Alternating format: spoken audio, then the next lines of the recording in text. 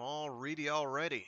Uh, Welcome back to another thrilling installment of Storytime Saturdays. I'm your intrepid, beleaguered, uh, narrator, Fragath, and, well, today we've got more The Moon is a Harsh Mistress. Lots to cover and not a lot of time to do it in because technical issues kept me from starting the stream for 20 minutes. I'm having to start these earlier than I normally do because of scheduling reasons. I'm able to fit them in, but they have to be short. So first things first, I had a plan. It's gone now. So they're in the book mentioned earlier, related to the programming of Mike slash Mycroft, the Holmes 4 unit. There's been something mentioned called Loglan, um, which this book has talked about a couple times. Um,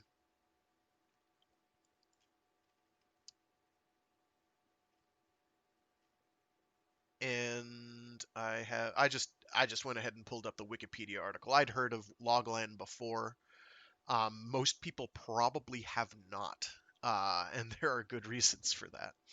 Um, it was made in or created in around 1955, um, or started being made in 1955.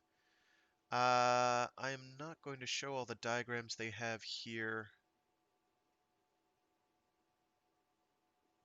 of all this other stuff. It's not the same thing as a programming language per se. This sort of predates that. Um,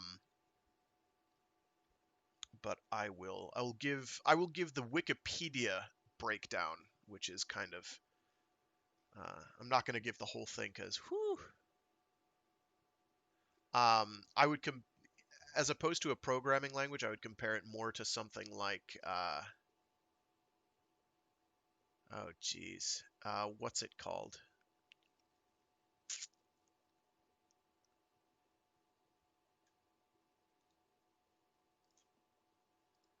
Oh my gosh, why is my brain turning off? Like Esperanto, only, a bit more usable. Even then, you still have to learn a whole new language.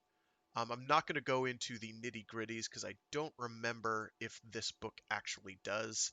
If it does get into the nitty gritties and starts actually throwing um,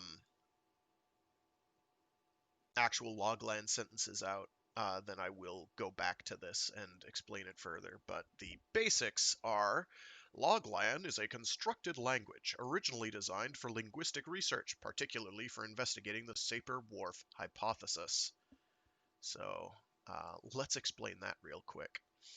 So the Sapir-Whorf hypothesis is the hypothesis of linguistic relativity, part of relativism, also known as the Sapir-Whorf hypothesis, the Whorf hypothesis, or Whorfianism, which is a principle claiming that the structure of a language affects its speaker's worldview or cognition, and thus people's perceptions are relative to their spoken language.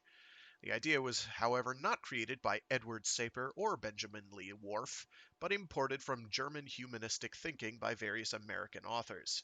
It is in particular a core tenet of Völkerpsychology. The principle is often defined in one of two versions: the strong hypothesis, which was held by some of the early linguists before World War II, and the weak hypothesis, mostly held by some of the modern linguists. The strong version says that language determines thought and that linguistic categories limit and determine cognitive categories. The weak version says that linguistic categories and usage only influence thought and decisions. The principle had been accepted and then abandoned by linguists during the early 20th century following the changing perceptions of social acceptance for the other, especially after World War II.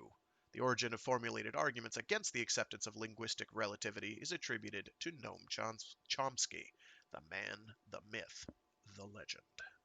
I should probably read some Chomsky on this. I have not decided to get that heady. The closest I'm going to get to making really reading deep philosophical treatises is probably someone like Peter Watts, or just science fiction in general. So back to Loglan. So Loglan was developed beginning in 1955 by Dr. James Cook Brown with the goal of making a language so different from natural languages that people learning it would think in a different way if the hypotheses were true.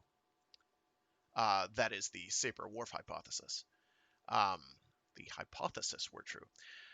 In 1960s, Scientific American published an article introducing the language. Loglan is the first among, and the main inspiration for, the languages known as logical languages, which also includes Logban, whatever the heck that is. That I have not heard of, from '87. Is a constructed syntactically unambiguous language created by the Logical Language Group. It succeeds the Loglan project, so it's Loglan version Mark II. Okay, whatever. We're not going to go into that. Brown founded the Loglan Institute, TLI, to develop the language and other applications of it. He always considered the language an incomplete research project, and although he released many papers about its design, he continued to claim legal restrictions on its use. Because of this, a group of his followers later formed the Logical Language Group to create the language Logban along the same principles. And that is spelled Lojban. Along the same principles, but with the intention to make it freely available and encourage its use as a real language. Supporters of Lojban, I'm probably mispronouncing, but I don't care right now, use the term Loglan as a generic term to refer to both their own language and Brown's Loglan, referred to as TLI Loglan when in need of disambiguation. Although the non-trademarkability of the term Loglan was eventually upheld by the United States Patent and Trademark Office, many supporters and members of the Loglan Institute find this usage offensive and reserve Loglan for the TLI version of the language. Okay. And I will read the goals section, and I'm not going to go into the more nitty-gritties. That's probably more than you need to know. But we'll give the goals. Loglan, which is an abbreviation for logical language, was created to investigate whether people speaking a logical language would in some, and that's in quotes, would in some way think more logically, as the Sapir-Whorf hypothesis might predict. The language's grammar is based on predicate logic, which is first-order logic, quantificational logic, and first-order predicate calculus. We're not going to go into that. That's a can of worms. We're not going there. The grammar was intended to be small enough to be teachable and manageable, yet complex enough to allow people to think and converse in the language. Brown intended Loglan to be as culturally neutral as possible and metaphysically parsimonious. Just something to do with Occam's razor. Which means that obligatory categories are kept to a minimum. An example of an obligatory category in English is the time tense of verbs, as it is impossible to express a finite verb without also expressing a tense. Brown also intended the language to be completely regular and unambiguous. Each sentence can be parsed in only one way. Furthermore, the syllabic structure of words was designed so that a sequence of syllables can be separated into words in only one way, even if the word separation is not clear from pauses in speech. It has a small number of phonemes so that regional accents are less likely to produce unintelligible speech. To make the vocabulary easier to learn, words were constructed to have elements in common with related words in the world's 8 most widely spoken languages.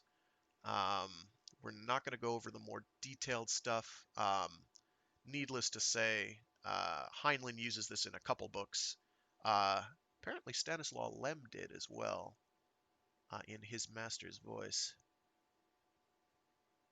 I keep meaning to read more Stanislaw Lem. I have not read as much as I'd like. So that's Loglan. The other thing we're going to talk about today is the revolutionary cell structure, or the cell structure of the revolution that they're planning to do. So, where do I have my images? Okay, actually, I'll reread the bit on it. Oh, God. This is going to take a while, because it's like the entire chapter is this thing. Um,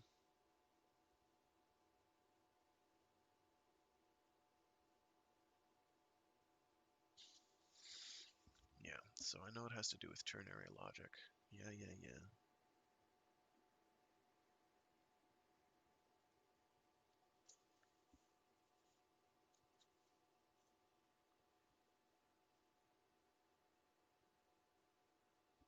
All right. So what I'm going to show here, the rough basic idea, or the initial core idea that I think Professor De La Paz is showing is going to look something like this. Once I find where I put it, give me a minute. There we go. That's good enough. Hold up. That's not good enough.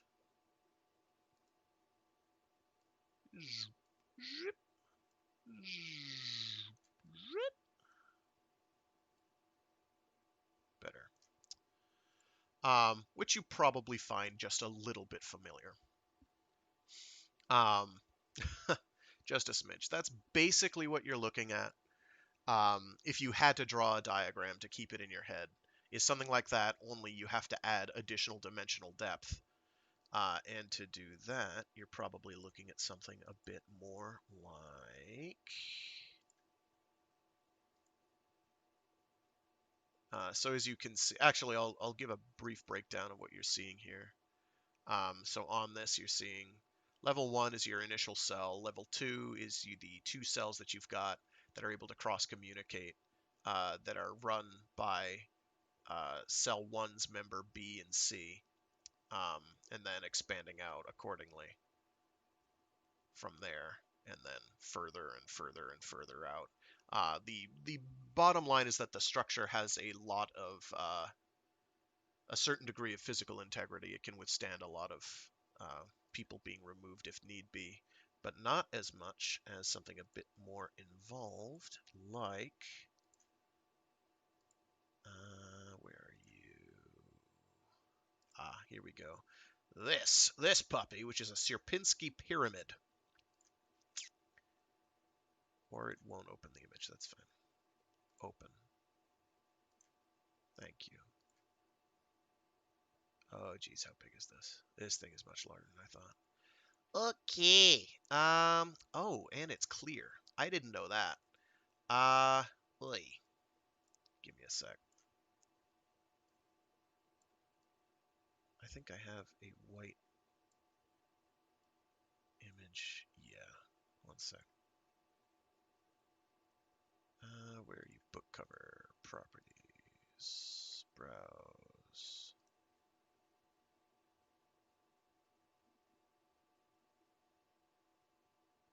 Oh no. None of those are going to make it visible.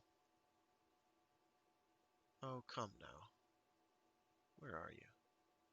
Oh, is it in the other? Give me a sec. My organizational methodology for these is clearly worse than I thought. Da, da, da, da, da, da, da, da. No. No. Definitely not. Okay. So somehow I lost a couple book covers here that I have to find now. Can I just like get a...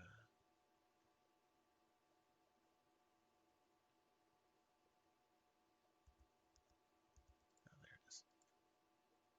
That make it easier to see.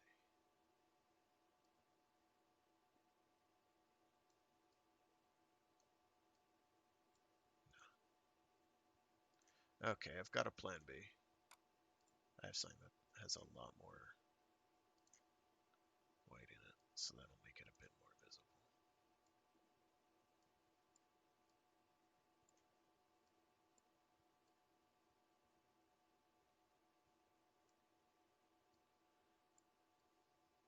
There we go. Now I still have to shrink this thing, because it's much larger than I thought it was. I don't remember who made this particular image, but it's with a 3D modeling program, I'm sure. So this is a Sierpinski pyramid, which is basically that diagram I showed earlier, but more so. Um, Considerably more so. It's three-dimensional. It goes out further. For some reason, it doesn't appear to have a back side to the pyramid. I'm not sure why. Unless it can't have one because it's only three-sided, though I thought it was more. So there's that. But now, let me book cover properties. Let's bring back my book cover. Where'd you go? There'd you go.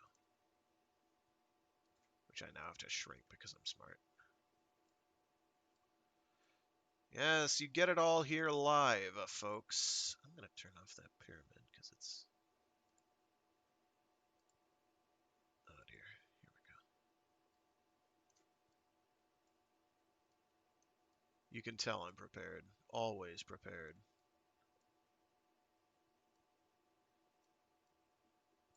Oh yeah. He's so prepared. He really thought this whole thing through, didn't he? He sure did. He sure vetted everything he was grabbing, definitely. Okay, well, whatever. It's not perfect. Don't do that. Oh, wrong way. Good enough. Okay, so the other one. Let me... So Manuel's cell system, proposed cell system reads at something like this. So De La Paz says, "Really, many revolutionary theorists have hammered this out, Manuel. I have such confidence in them that I'll offer you a wager at, say, 10 to 1. Or to take your money. Take same cells arranged in open pyramid of tetrahedrons. Where vertices are in common, each block knows one in adjoining cell. Knows how to send message to him. That's all he needs. Communications never break down because they run sideways as well as up and down. Something like a neural net. That's why you can knock a hole in man's head, take a chunk of brain out, and not damage thinking much. Excess capacity, messages shunt around. He loses what was destroyed, but goes on functioning." So I showed off that one pyramid image. Let me grab my other pyramid image. Yes, that one that you can't possibly see. I've got another one. One that's top down because it looks friggin' cool. So yes, it is three-sided. It helps, though, if you have it sized in a way that can, in fact, be visually interpreted and seen. Wouldn't that be nice? There we go. So that's a top-down image of same, which I think looks really neat. Because fractals are cool. Manuel, Prof said doubtfully, "could you draw a picture? It sounds good, but it's so contrary to orthodox doctrine that I need to see it." So which is the one that I've actually got a slideshow for here?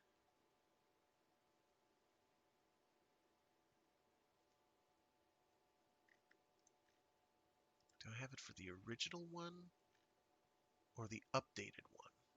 I think it's the updated one.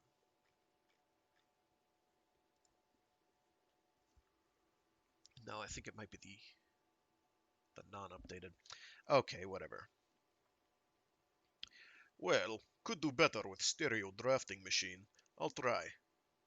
Anybody who thinks it's easy to sketch 121 tetrahedrons, a 5-level open pyramid, clear enough to show relationships, is invited to try." "Presently," I said, "look at base sketch. Each vertex of each triangle shares self with 0, 1, or 2 other triangles. Where shares 1, that's its link, one direction or both. But 1 is enough for a multiply redundant communication net. On corners, where sharing is 0, it jumps to right to next corner." It jumps to right, to next corner. Where sharing is double, choice is again right-handed. Now, work it with people. Take fourth level, D for dog. This vertex is Comrade Dan. No, let's go down one to show 3 levels of communication knocked out.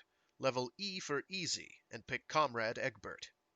Egbert works under Donald, has cellmates Edward and Elmer, and has 3 under him, Frank, Fred, and Fatso, but knows how to send message to Ezra on his own level but not in his cell.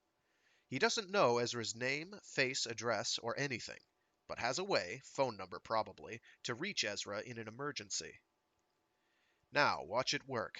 Casimir, level 3, finks out and betrays Charlie and Cox in his cell, Baker above him, and Donald, Dan, and Dick in subcell, which isolates Egbert, Edward, and Elmer, and everybody under them.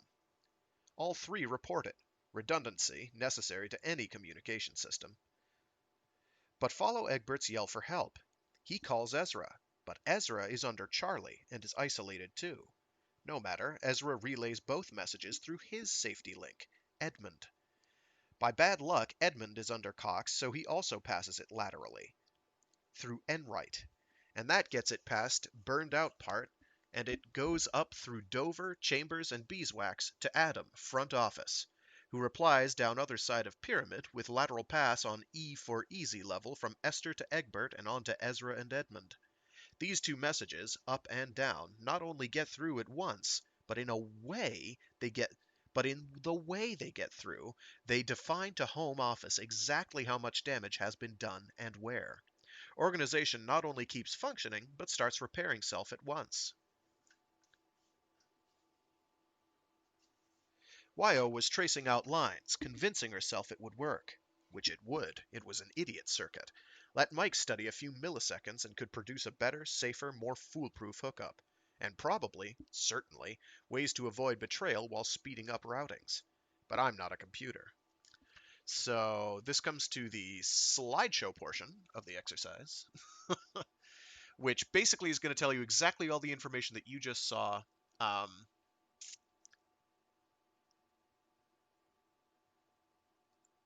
that you just heard, rather, but presented visually. So let me, yes, there we go.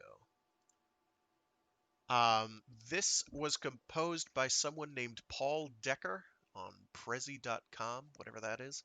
All thanks go to him. If I were monetizing this, I'd be in trouble. I'm not, so ha. Something, something, something, fair use, something, something? Probably not. So this is going to be a smidgen dodgy because I'm going to have to switch slides and it's going to be awkward.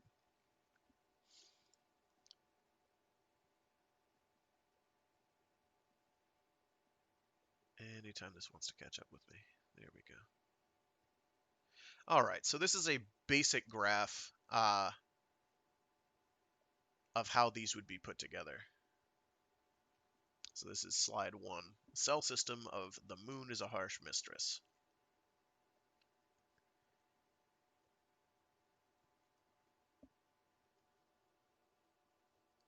And now for the fun part that I'm probably going to get wrong, but we're going to try it anyway. Yes. The A cell level will only have one cell in it, consisting of the chairman, mastermind, or whatever you choose to call him, as well as his 2 subordinates. So being shown is the A level cell here, which is that one at the top. I should really have had multiple.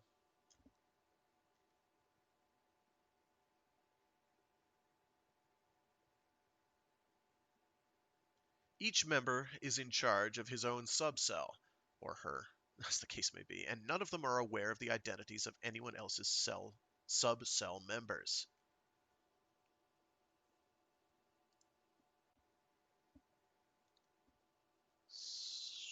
Slide number 3. Out of all the members of a subcell, only the number 1 man can contact their cell leader in the level above. Instead, the number 2 man can contact the number 3 man in a different cell, and vice versa for the number 3 man, and each cell member will be in charge of their own subcell.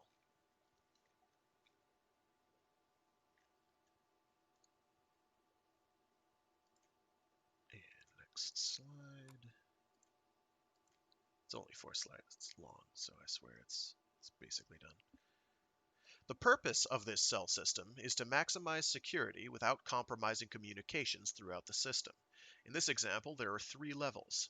An A level that is the executive and only has 1 cell of 3, a B level that is 3 cells at 9 members, and a C level that has 9 cells and 27 members for a grand total of 39 members. And if a traitor were to infiltrate the system, he could only betray 6 out of that 39, his boss for the number 1 man, his communicator in the next cell over for the number 2 and 3 men, and the subcell that he is responsible for. And that is the basic gist. I'm going to switch back to that initial properties diagram there. And I will also grab the more two-dimensional representation and put it right about there. Oh, it's got lower priority. I'm going to actually make that bigger so it takes up more of the screen, and I'll just scroll through it real quick. I just did the wrong one. That's the wrong image. That's the wrong image. There you are.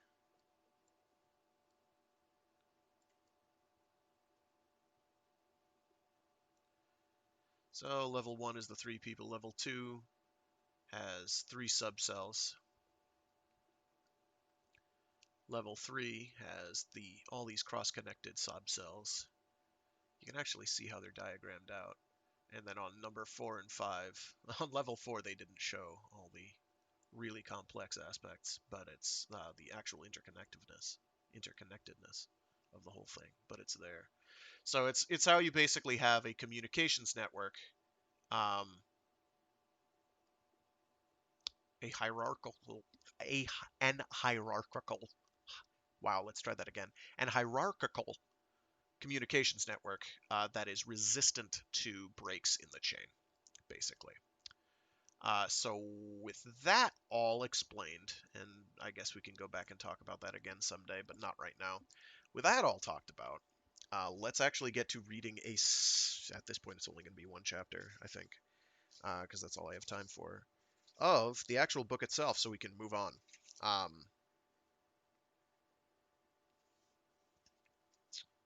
Yes, there we go. So at the end of the chapter, and I'll read the last page or so here in a sec once I get a little water in me.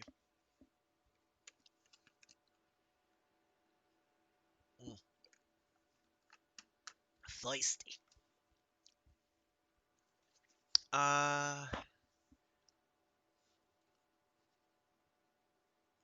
Wyo was tracing out lines, convincing herself it would work. Which it would, was the idiot circuit. Let Mike study for a few milliseconds and could produce a better, safer, more foolproof hookup.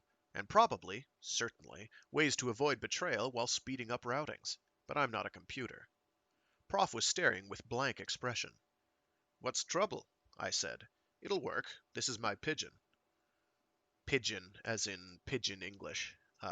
Pidgin, as opposed to pigeon, the bird, the flying rat.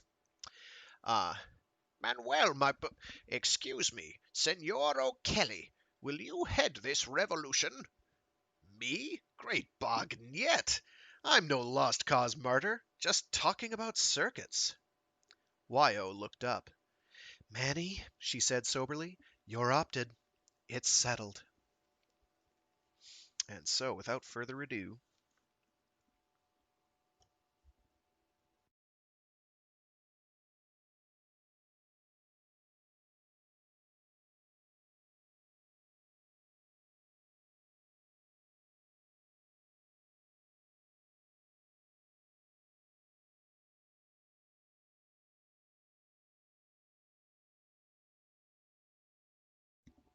Chapter 6. Did like hell settle it. Prof said, Manuel, don't be hasty. Here we are, 3, the perfect number, with a variety of talents and experience. Beauty, age, and mature male drive. I don't have any drive. Please, Manuel, let us think in the widest terms before attempting decisions. And to facilitate such, may I ask if this hostel stocks potables? I have a few florins I could put into the stream of trade. Was most sensible word heard in an hour. Stilichnaya vodka? Sound choice. He reached for pouch. Tell it to bear, I said, and ordered a liter, plus ice. It came down. Was tomato juice from breakfast. Now, I said after we toasted, Prof, what do you think of pennant race? Got money says Yankees can't do it again? Manuel, what is your political philosophy? With that new boy from Milwaukee, I feel like investing. Sometimes a man doesn't have it defined, but, under Socratic inquiry, knows where he stands and why. I'll back him against Field, 3-2. What? You young idiot! How much? 300, Hong Kong. Done. For example, under what circumstances may the state justly place its welfare above that of a citizen? Manny, Wyo asked, do you have any more foolish money? I think well of the fillies. I looked her over. Just what were you thinking of betting? You go to hell, rapist. Prof, as I see, are no circumstances under which state is justified in placing its welfare ahead of mine. Good. We have a starting point. Manny, said Wyo, that's a most self-centered evaluation. I'm a most self-centered person. Oh, nonsense. Who rescued me? Me, a stranger. And didn't try to exploit it. Professor, I was cracking, not facking. Manny was a perfect knight. Sans peur sans reproche. I've known him for years, which is not inconsistent with the valuation he expressed. Oh, but it is. Not the way things are, but under the ideal toward which we aim. Manny, the state is Luna. Even though not sovereign yet, and we hold citizenships elsewhere, but I am part of the lunar state, and so is your family. Would you die for your family? Two questions not related. Oh, but they are. That's the point. Yet, I know my family. Opted long ago. Dear lady, I must come to Manuel's defense. He has a correct evaluation, even though he may not be able to state it. May I ask this? Under what circumstances is it moral for a group to do that which is not moral for a member of that group to do alone? That's a trick question. It is the key question, dear Wyoming. A radical question that strikes to the root of the whole dilemma of government. Anyone who answers honestly and abides by all consequences knows where he stands and what he will die for. Wyo frowned. Not moral for a member of the group, she said. Professor, what are your political principles? May I first ask yours, if you can state them? Certainly I can. I'm a Fifth Internationalist. Most of the organization is. Oh, we don't rule out anyone going our way. It's a united front. We have communists and fourths and ruddyites and societans. Sociations?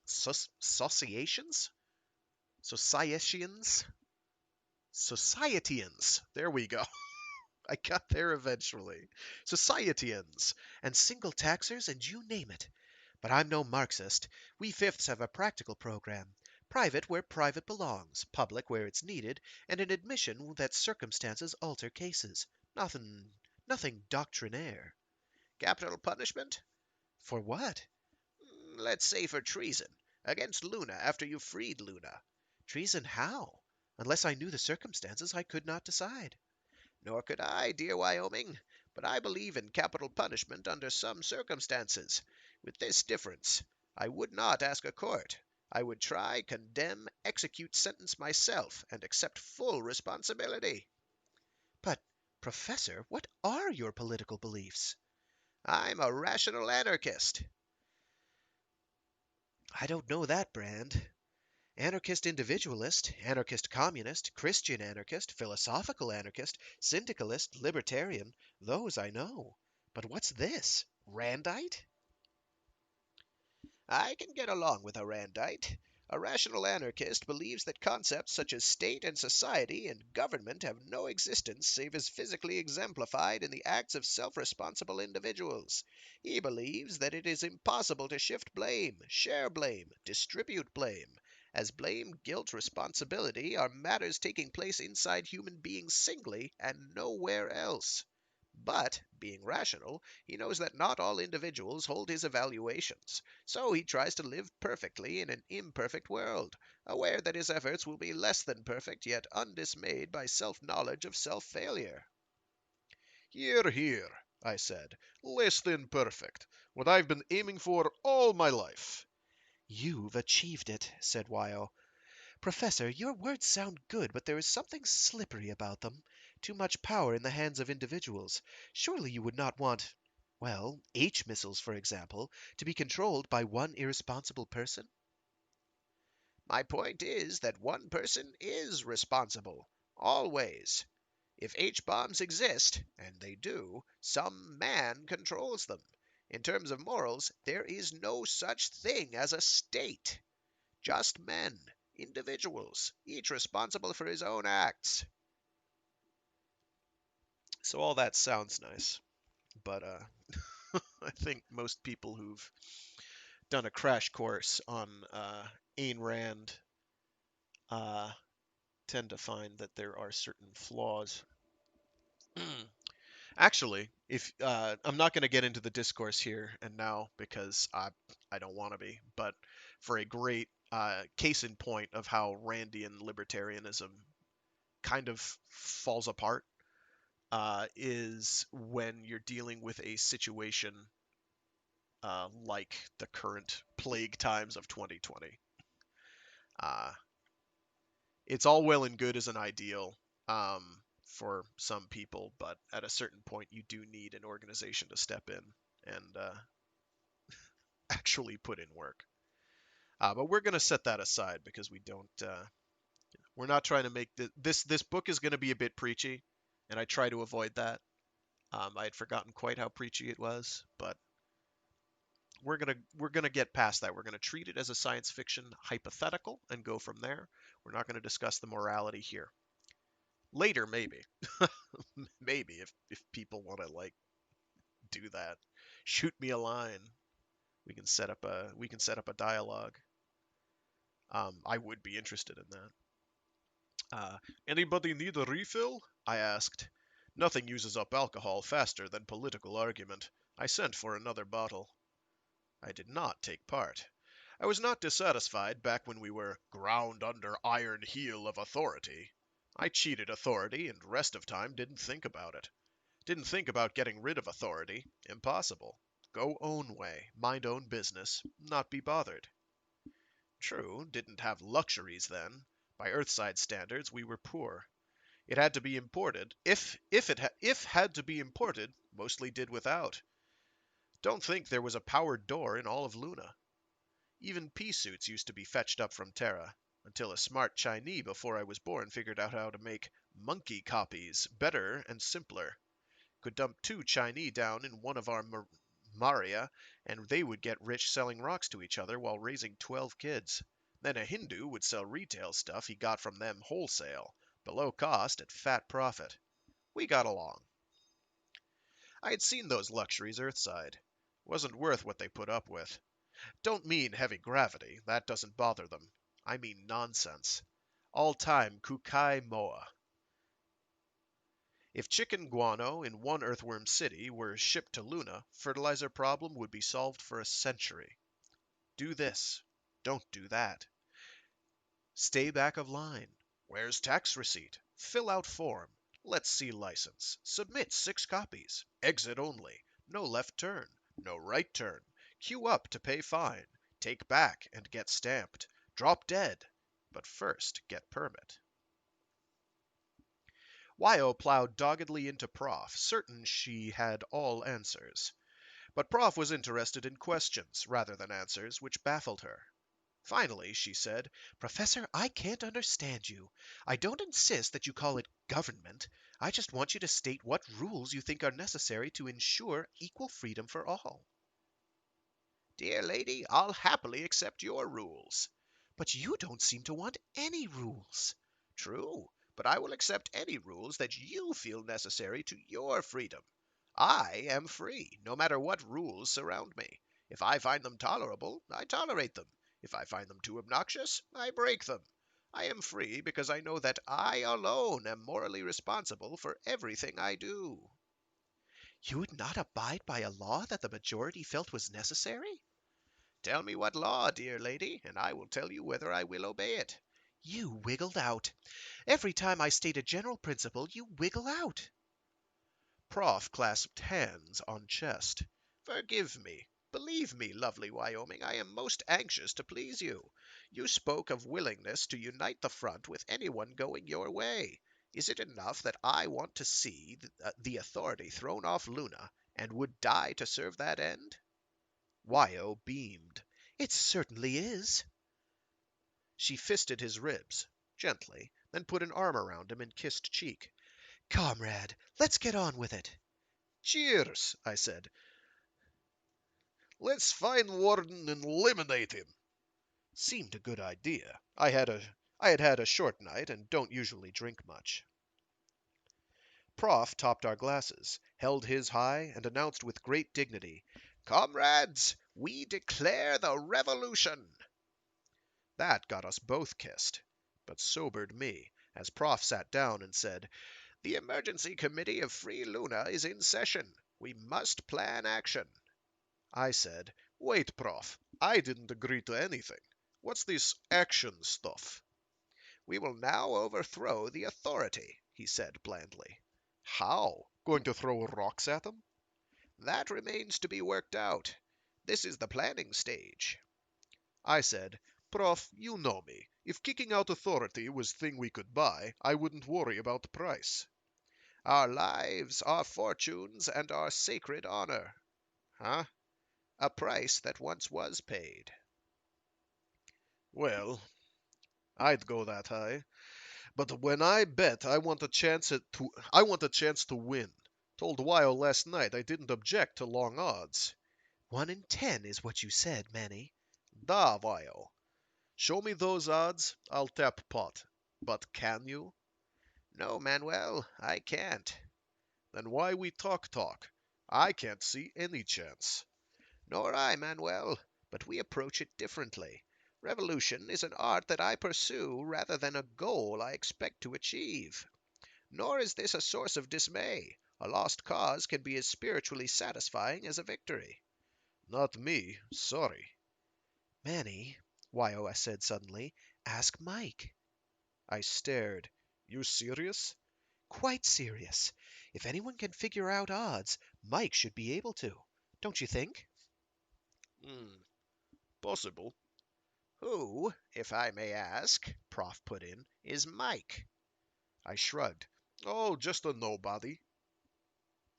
Mike is Manny's best friend. He's very good at figuring odds. A bookie? My dear, if we bring in a fourth party, we start by violating the cell principle. I don't see why, Wyo answered. Mike could be a member of the cell Manny will head. True. I withdraw objection. He is safe? You vouch for him? Or you, Manuel? I said, He's dishonest, immature, practical joker, not interested in politics. Manny, I'm going to tell Mike you said that. Professor, he's nothing of the sort, and we need him. In fact, he might be our chairman, and we three the cell under him, the executive cell. Why, you getting enough oxygen? I'm okay. I haven't been guzzling it the way you have. Think, Manny. Use imagination. I must confess, said Prof, that I find these conflicting reports very conflicting. Manny? Oh, hell. So we told him, between us, all about Mike, how he woke up, got his name, met Wyo. Prof accepted this idea of a self-aware computer easier than I accepted idea of snow first time I saw. Prof just nodded and said, "Go on." But presently he said, "This is the warden's own computer. Why not invite the warden to our meetings and be done with it?" We tried to reassure him. At last I said, "Put it this way. Mike is his own boy, just as you are.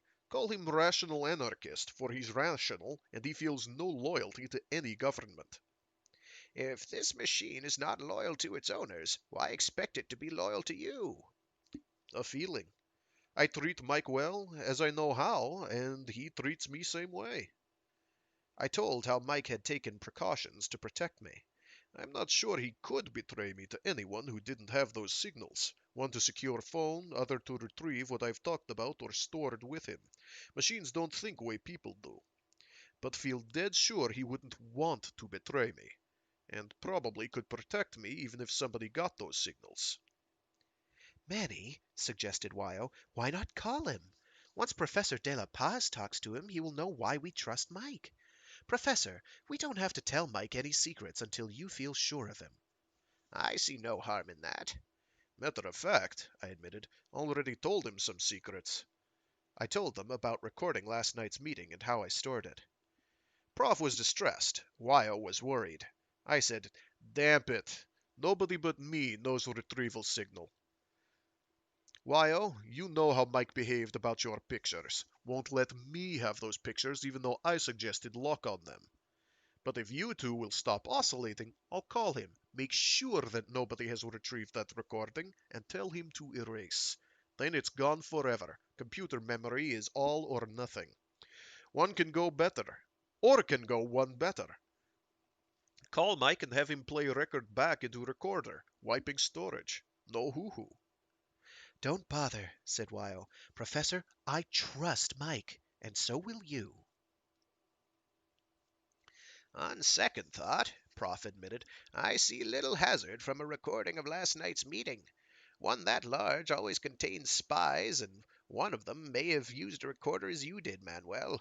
I was upset at what appeared to be your indiscretion, a weakness a member of a conspiracy must never have, especially one at the top, as you are. Was not member of conspiracy when I fed that recording into Mike, and not now unless somebody quotes odds better than those so far.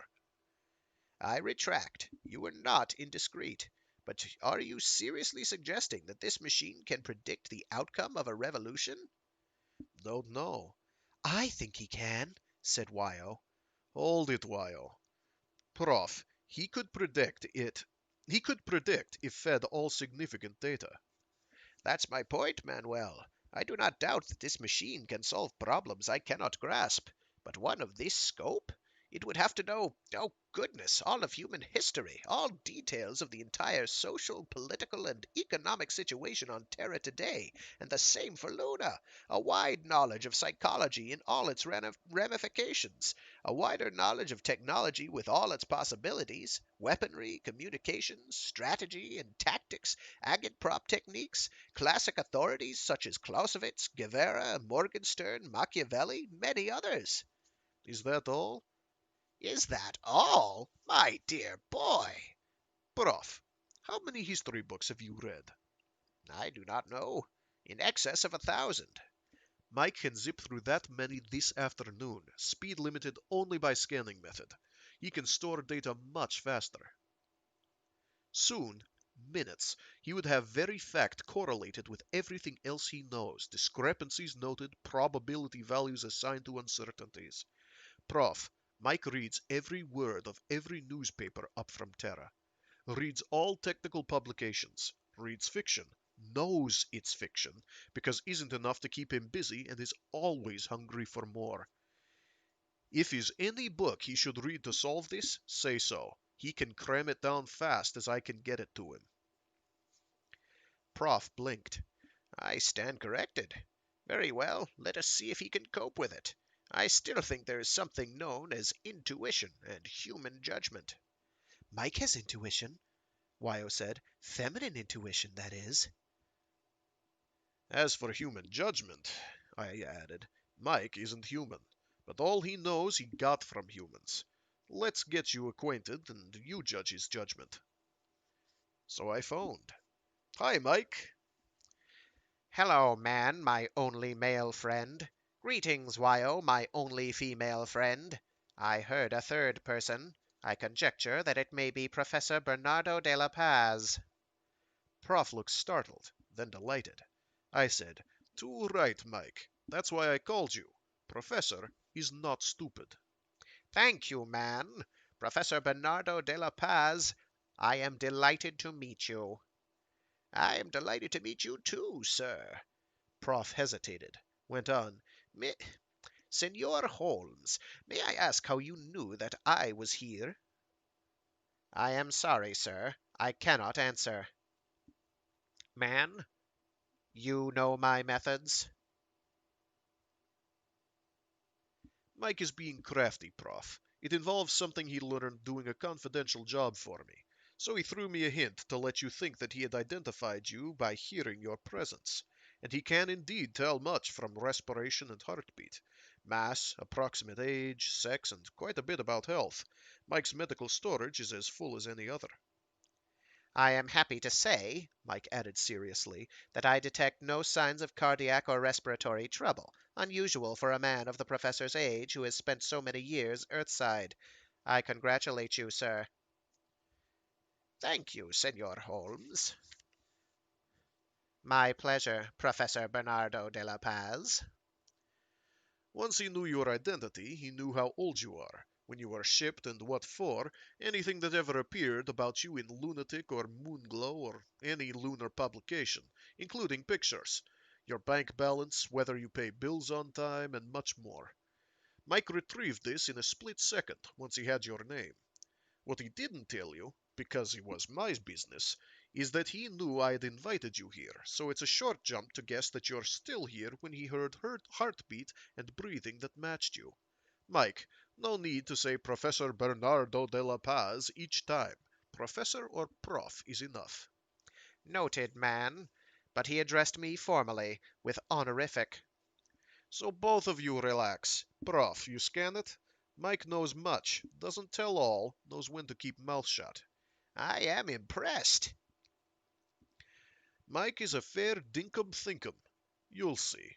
Mike, I bet Professor 3-2 that the Yankees would win pennant again. How chances? I am sorry to hear it, man. The correct odds this early in the year and based on past performances of teams and players are 1 to 4.72 the other way. Can't be that bad. I'm sorry, man. I will print out the calculations if you wish, but I recommend that you buy back your wager. The Yankees have a favorable chance to defeat any single team, but the combined chances of defeating all teams in the league, including such factors as weather, accidents, and other variables for the season ahead, place the club on the short end of the odds I gave you. Prof, want to sell that bet? Certainly, Manuel. Price? 300 Hong Kong dollars. You old thief. Manuel, as your former teacher, I would be false to you if I did not permit you to learn from mistakes. Senor Holmes, Mike, my friend. May I call you friend? Please do. Mike almost purred. Mike, amigo, do you also tout horse races? I often calculate odds on horse races. The civil service computermen frequently program such requests, but the results are so at variance with expectations that I have concluded either that the data are too meager or the horses or riders are not honest, possibly all three. However, I can give you a formula which will pay a steady return if played consistently. Prof looked eager. What is it? May one ask? One may. Bet the leading apprentice jockey to place. He is always given good mounts and they carry less weight, but don't bet him on the nose. Leading apprentice. Manuel, do you have the correct time? Prof, which do you want? Get a bet down before post time, or settle what we set out to? Sorry. Please carry on. Leading apprentice. Mike, I gave you a recording last night. I leaned close to pickups and whispered, Bastille Day. Retrieved, man. Thought about it? In many ways. Wyo, you speak most dramatically. Thank you, Mike. Prof, can you get your mind off ponies? Eh, certainly. I am all ears. Then quit doing odds under your breath. Mike can do them faster. I was not wasting time.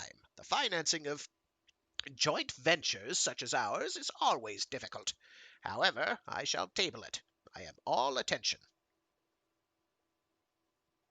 I want Mike to do trial projection. Mike, in that recording, you heard Wyo say we had to have free trade with Terra. You heard Prof say we should clamp an embargo on shipping food to Terra. Who's right? Your question is indeterminate, man.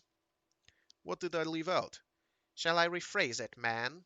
Sure, give us discussion. In immediate terms, Wyo's proposal would be of great advantage to the people of Luna. The price of foodstuffs at Catapult Head would increase by a factor of at least 4. This takes into account a slight rise in wholesale prices on Terra. Slight because the Authority now sells at approximately the free market price. This disregards subsidized, dumped, and donated foodstuffs, most of which come from the large profit caused by the controlled low price at Catapult Head. I will say no more about minor variables as they are swallowed by major ones. Let it stand that the immediate effect here would be a price increase of the close order of 4-fold. Hear that, Professor? Hear that, Professor? Please, dear lady, I never disputed it. The profit increase to the grower is more than 4-fold because, as Wyo pointed out, he now must buy water and other items at controlled high prices. Assuming a free market throughout the sequence, his profit enhancement will be of the close order of 6-fold. But this would be offset by another factor. Higher prices for exports would cause higher prices for everything consumed in Luna, goods and labor. The total effect would be an enhanced standard of living for all on the close order of 2-fold. This would be accompanied by vigorous effort to drill and seal more farming tunnels, mine more ice, improve growing methods, all leading to greater export. However, the Terran market is so large and food shortage so chronic that reduction in profit from increase of export is not a major factor. Prof said, But, Senor Mike, that would only hasten the day that Luna is exhausted. The projection was specified as immediate, Senor Professor. Shall I continue in longer range on the basis of your remarks? By all means. Luna's mass to 3 significant figures is 7.36 times 10 to the 19th power tons. Thus, holding other variables constant, including lunar and Terran populations, the present differential rate of export in tons could continue for 7.36 times 10 to the 12th years, before using up 1% of Luna. Round it as 7,000 billion years. What? Are you sure? You are invited to check, Professor. I said, Mike, this is a joke? If so, not funny even once. It is not a joke, man. Anyhow, Prof added, recovering, it's not Luna's crust we are shipping. It's our lifeblood, water and organic matter, not rock. I took that into consideration, Professor. This projection is based on controlled transmutation, any isotope into any other, and postulating power for any reaction not exoenergetic.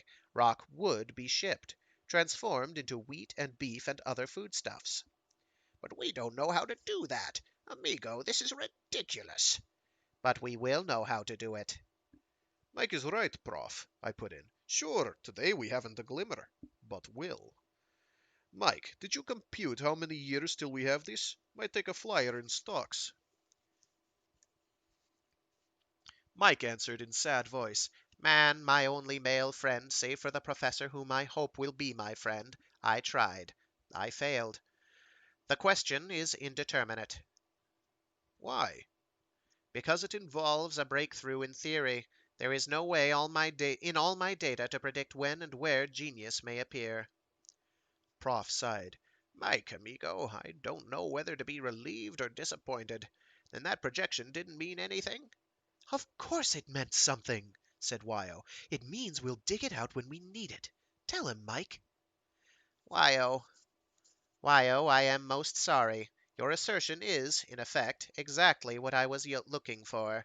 But the answer still remains. Genius is where you find it. No, I am so sorry. I said, then Prof is right when comes to placing bets? One moment, man. There's a special solution suggested by the professor's speech last night. Return shipping, ton for ton. Yes, but can't do that. If the cost is low enough, Terrans would do so. That can be achieved with only minor refinement, not a breakthrough, to wit, freight transportation up from Terra as cheap as catapulting down to Terra. You call this minor? I call it minor compared with the other problem, man. Mike, dear, how long? When do we get it?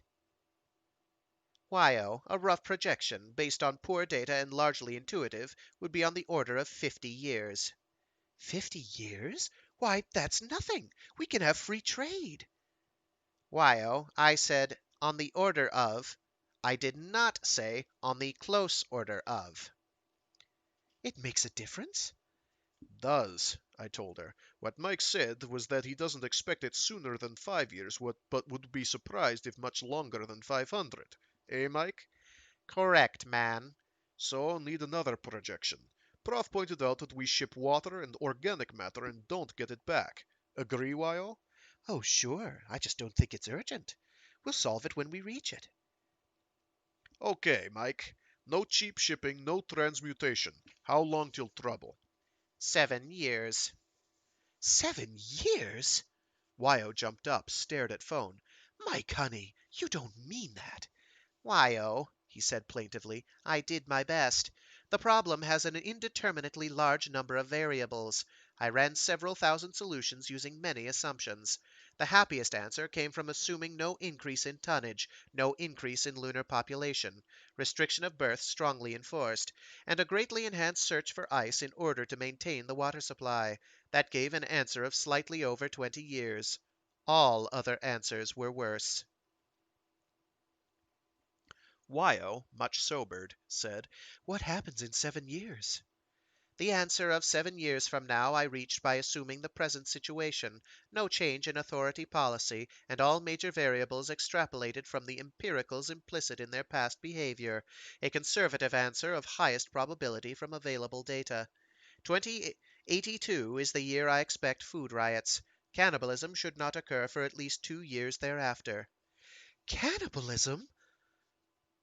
She turned and buried head against Prof's chest.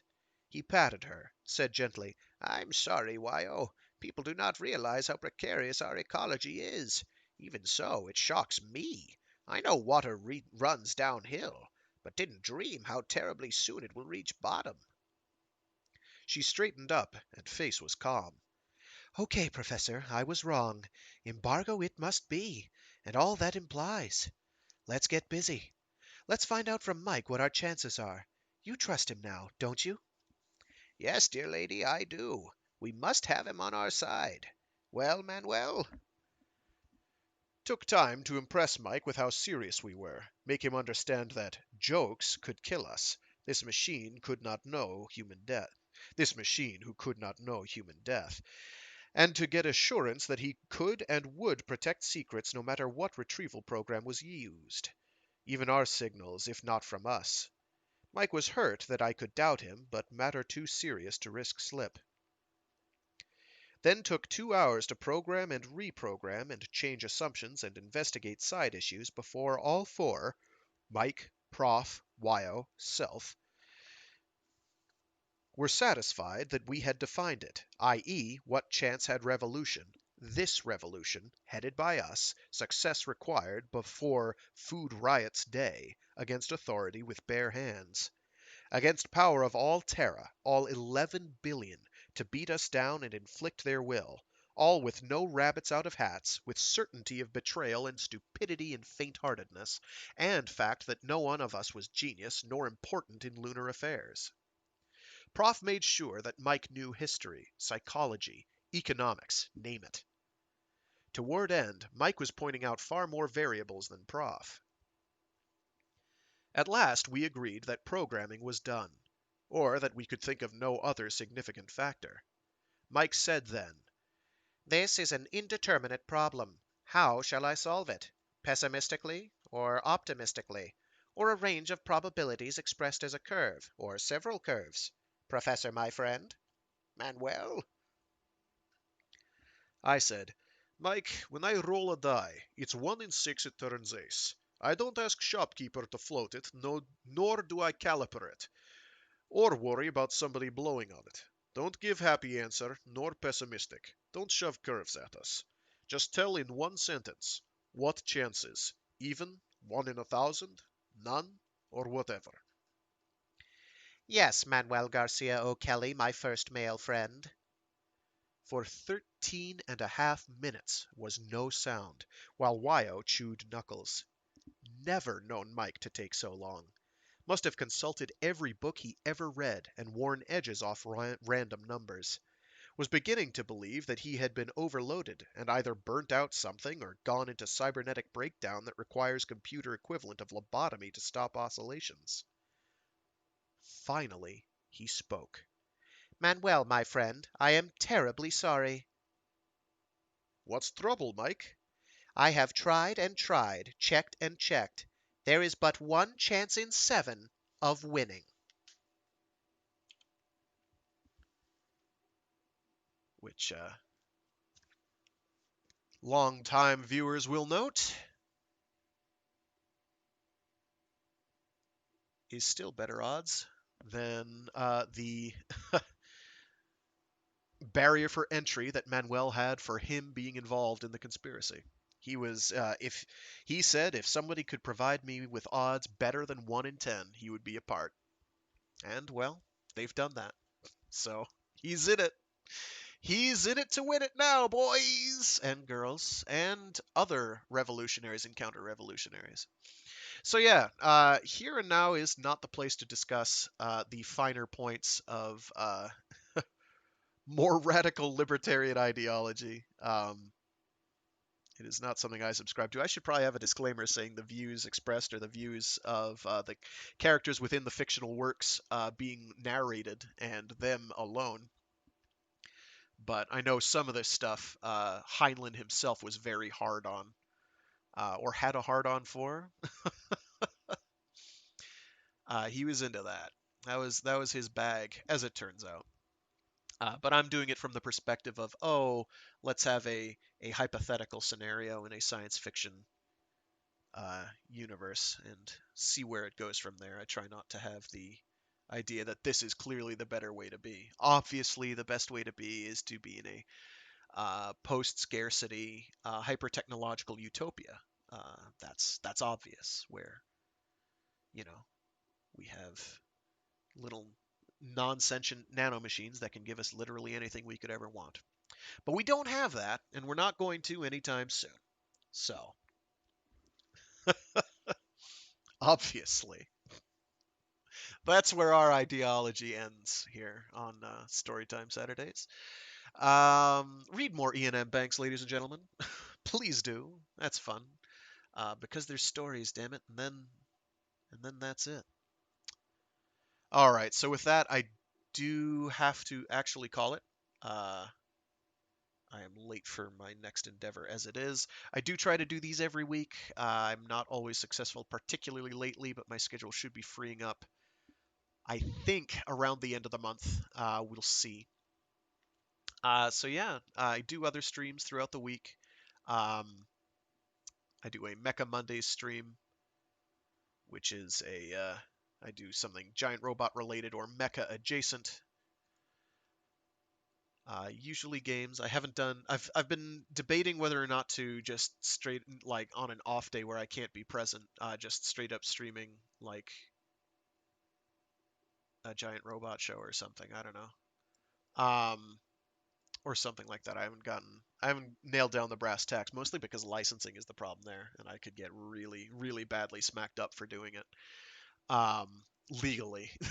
So I sort of cock an eyebrow at that. Twitch, there's not much they can do, I guess. YouTube could definitely get rid of the account, and I have no idea what Facebook would do. I have no clue. I'd say, oh, I have worries about Mixer, but they're no longer a thing, are they? As I learned belatedly. On Wednesdays, I try to do a Warframe Wednesdays stream where I do something Warframey for a couple hours, and then on Saturdays I do a Storytime Saturdays stream. Hopefully, in the stream description, it'll show the links that I've got for the YouTube that I use because that's where everything gets archived. Uh, Thanks for tuning in and have a good one. I'll try and get this done. Oh, on tangentially related news, I've finally gotten around to putting in a book order for some of the Greg Egan short story collections that I didn't have yet, as well as oh, geez, I can't remember the name of the book.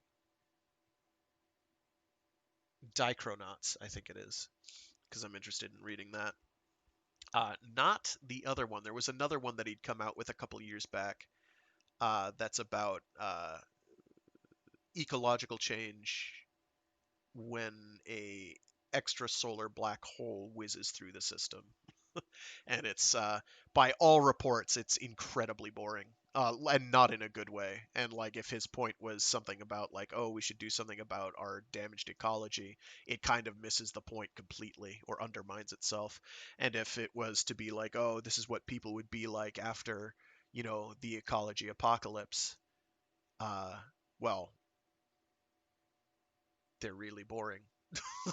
Like nothing different. We're just people. We just do people things, and they're pretty uninteresting. Um, so apparently it's pretty bad.